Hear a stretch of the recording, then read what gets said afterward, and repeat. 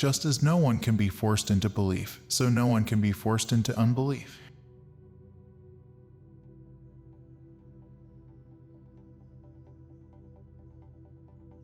One day, in retrospect, the years of struggle will strike you as the most beautiful.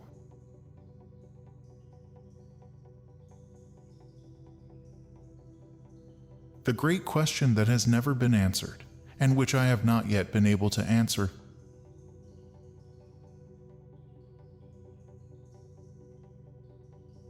Despite my 30 years of research into the feminine soul, is what does a woman want?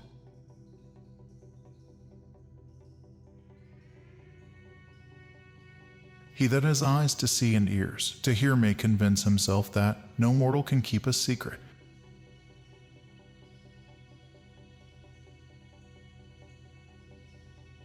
If his lips are silent, he chatters with his fingertips, betrayal oozes out of him at every pore.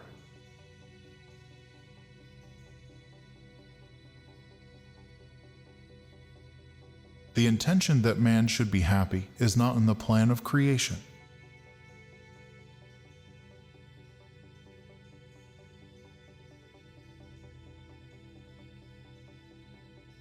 We are never so defenseless against suffering as when we love.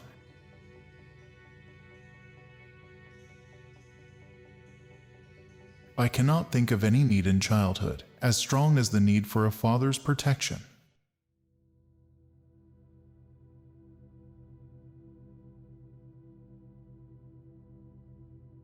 Being entirely honest with oneself is a good exercise.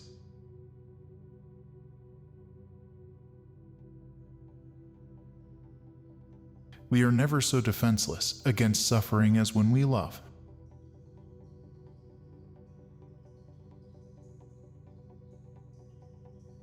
Where does a thought go when it's forgotten?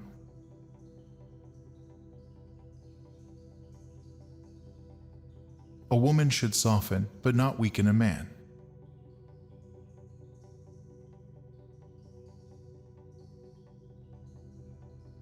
Experience teaches us that the world is not a nursery.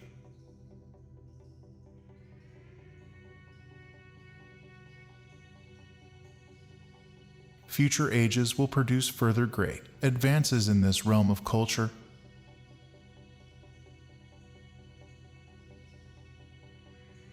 Probably inconceivable now, and will increase man's likeness to a god still more.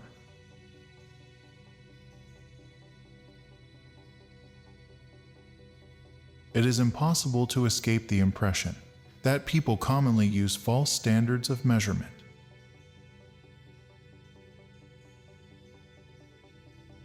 Words have a magical power. They can bring either the greatest happiness or deepest despair.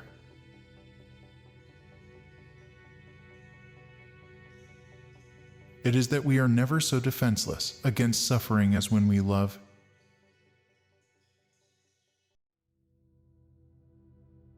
Never so helplessly unhappy when we have lost our love.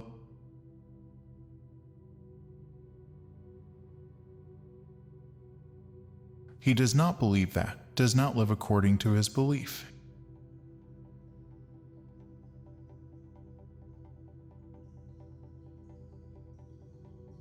When making a decision of minor importance, I have always found it advantageous to consider all the pros and cons.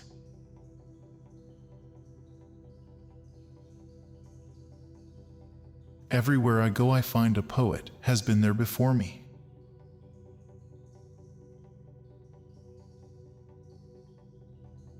Religion is a system of wishful illusions, together with a disavowal of reality.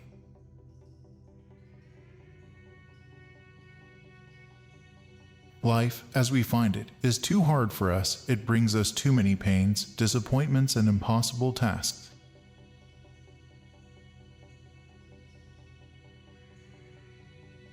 In the depths of my heart, I can't help being convinced that my dear fellow men, with a few exceptions, are worthless.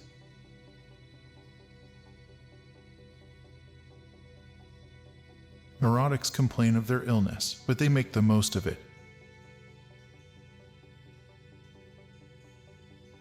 And when it comes to taking it away from them, they will defend it like a lioness or young.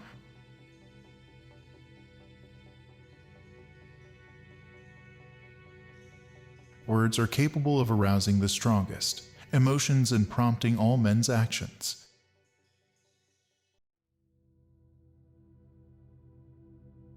The ego is not master in its own house.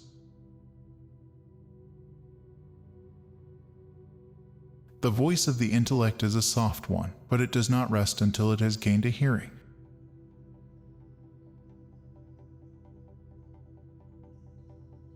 The ego refuses to be distressed by the provocations of reality to let itself be compelled to suffer.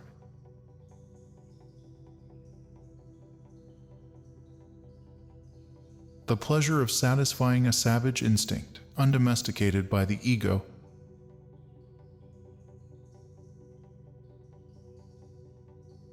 is incomparably much more intense than the one of satisfying a tamed instinct.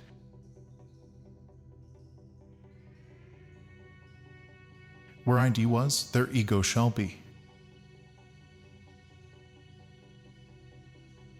In mourning, it is the world which has become poor and empty. In melancholia, it is the ego itself.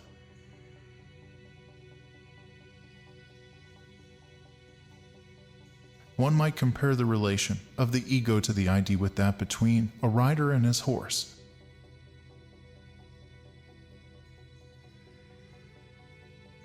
It is easy to see that the ego is that part of the ID which has been modified by the direct influence of the external world.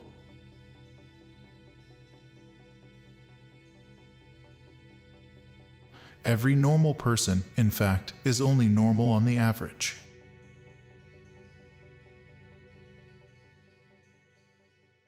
His ego approximates to that of the psychotic in some part or other and to a greater or lesser extent.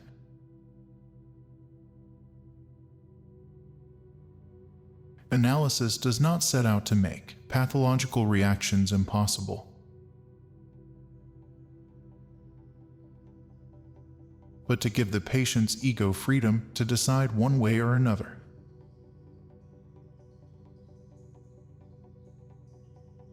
Children are completely egoistic. They feel their needs intensely and strive ruthlessly to satisfy them.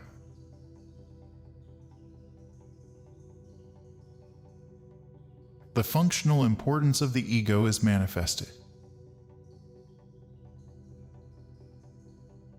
in the fact that normally control over the approaches to motility devolves upon it.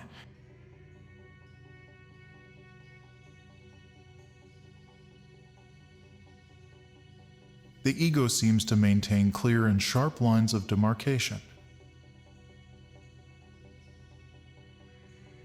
The poor ego has a still harder time of it. It has to serve three harsh masters.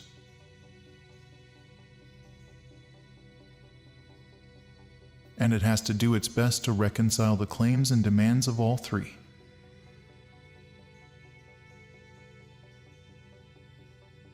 At the height of being in love, the boundary between ego and object threatens to melt away.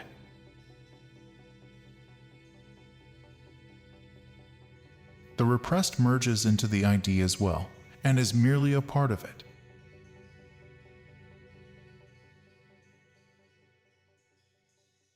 Originally, the ego includes everything. Later, it detaches from itself the external world.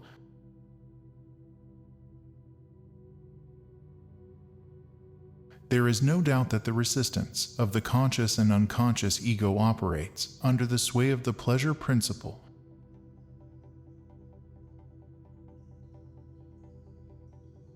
The ego represents what we call reason and sanity, in contrast to the ID which contains the passions. Neurosis is the result of a conflict between the ego and its ID. A transference neurosis corresponds to a conflict between ego and ID.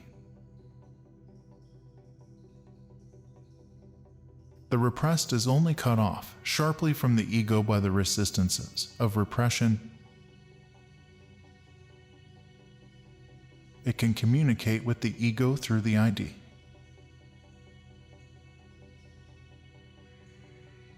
The ego feeling we are aware of now is thus only a shrunken vestige of a far more extensive feeling.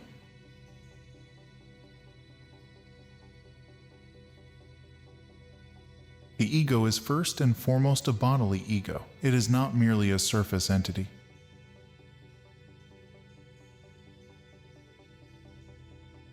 But is itself the projection of a surface,